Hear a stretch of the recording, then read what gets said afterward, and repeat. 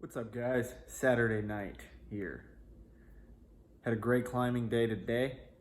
Sent for the second time a V4 that was incredibly challenging. I worked on it quite a while. I was able to get it probably about 2 or 3 sessions ago, but then I wasn't able to get it again. And I was able to get in there and basically flash it today. I don't know if you'd call it a flash considering I already done it, but I wanted to get it on video because they're about to change that climb. In fact, I almost got another V4 there, made it about a half to 2/3, found there was a more difficult move than I thought right in the middle. The start was very hard, but I was able to actually make that move. I also sent a V3 or a V4, I haven't checked the grade yet. That was a really awesome climb. I worked at it a little bit one session ago. I really have determined that I'm pretty fond of toe hooks. So I think I will always favor climbs that have toe hooks in them. And a couple of these today had toe hooks in them. It's just a very strong feeling, I feel. And then also, it was a beautiful day down here in South Carolina, so I was able to go out for a hike.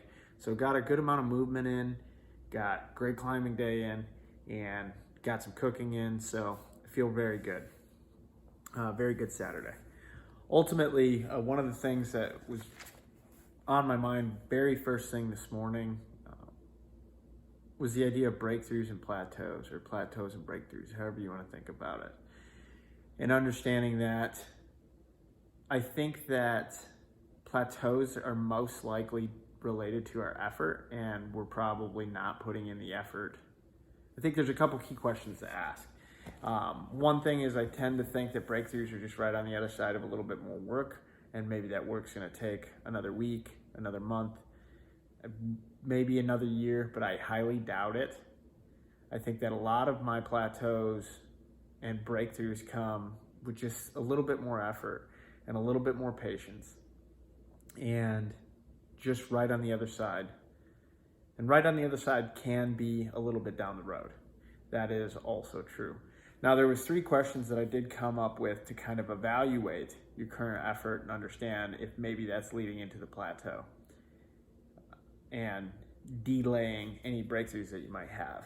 And I'll give a couple examples of kind of responses and where I've been stuck before, because I haven't really determined what the length of the time to determine and see if you're really truly stuck, because most of the time I will break through, not always in the way that I expect, but generally after review of these couple questions, I'm able to determine what changes I need to make, go about making them, and then ultimately make progress again.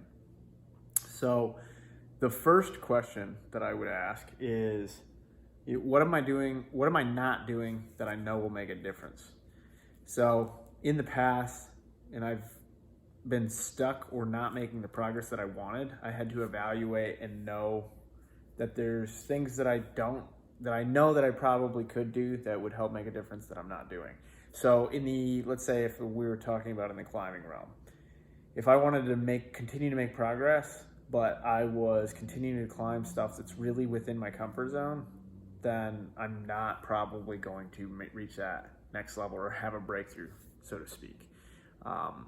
If I'm avoiding doing hard and uncomfortable stuff, a lot of times that's what it is. Or it could be a very small switch.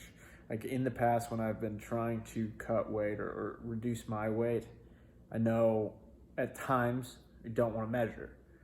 But if you don't measure, then you can't really control it. And so I think oftentimes there's tactics or actions that you might need to take, and maybe it's daily, maybe it's implementing a measurement system to understand what progress you might be making and really put things into perspective, or putting some controls in place to give you a better handle on what it is you're trying to accomplish. So another example of that could be, I got the Garmin to be able to make sure that I'm running in zone 2 when I want to be running in zone 2, and make sure that I can set up some really good run workouts that allow me to challenge myself outside of my comfort zone in areas I need to in order to be able to progress as a runner. A couple tools there, some more expensive than others, but there's all different tools and strategies and tactics that you can use in whatever it is that you're trying to pursue.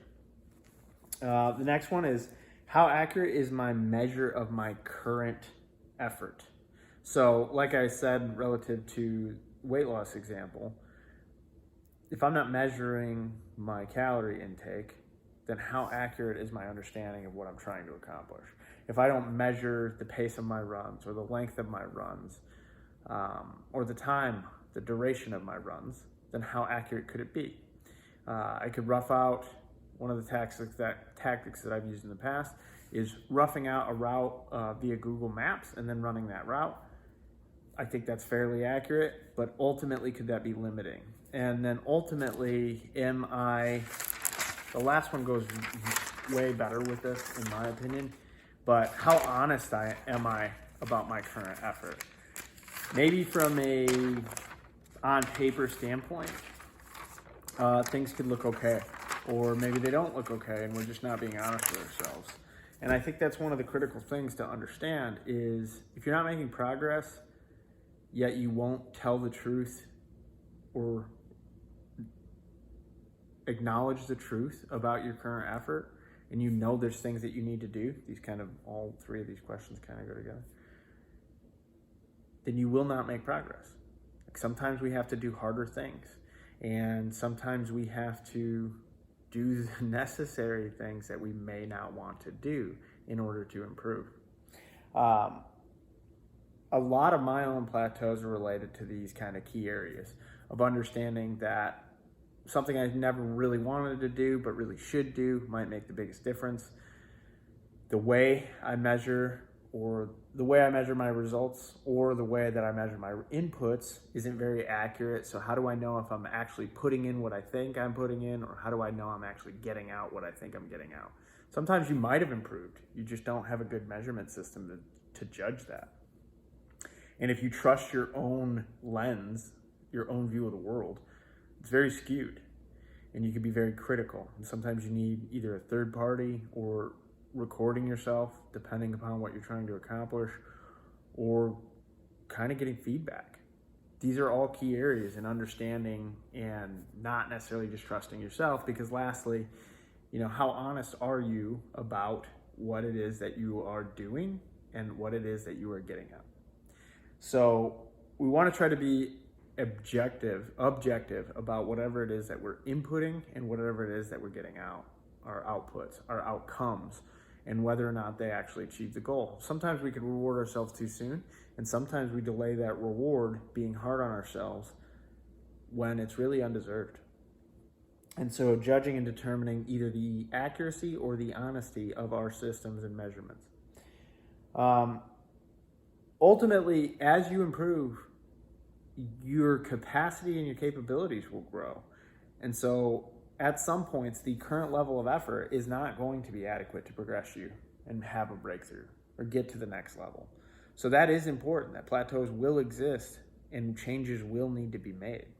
But again, I think looking through these three thought processes and these three questions and understanding when we need to incorporate and press that comfort zone is going to be the key to making the next step.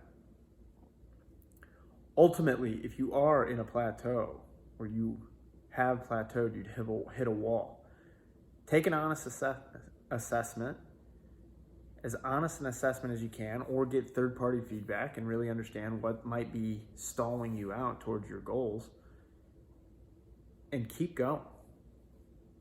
As I've said several times now, and is my favorite motto at this present time, you can't lose if you do not quit. So keep trucking.